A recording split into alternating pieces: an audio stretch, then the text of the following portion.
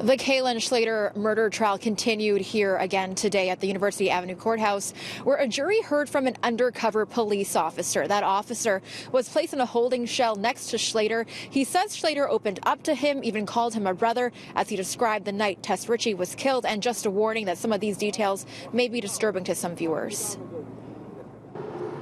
The undercover Toronto police officer testified behind a large screen to conceal his identity, describing his hours-long conversation with Schlatter, who bragged about his success with women, telling the officer he had slept with over 40 women at the age of 21.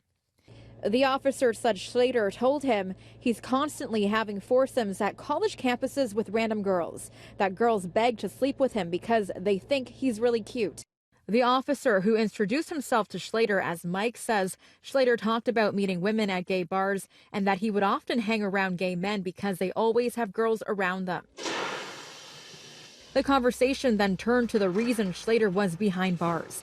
The officer saying he asked us if we knew a girl named Tess Richey. I told him I haven't heard of it at all. He said they're saying he killed her.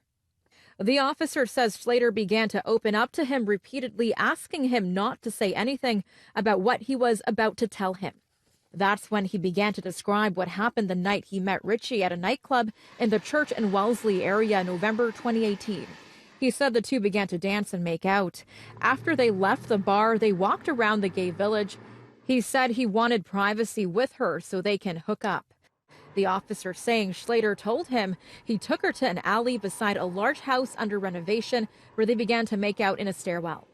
The officer went on to say that Schlatter ejaculated in his pants while grinding and kissing Richey, explaining how detectives found his DNA at the scene. He said he wanted to have sex with Richey, but she said she was on her period.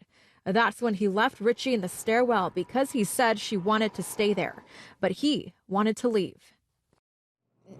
Now, Tess Richey's body was found at the bottom of the outdoor stairwell near Church and Dundonald. Kalen Schlatter has pleaded not guilty to first-degree murder. The trial continues here again tomorrow morning.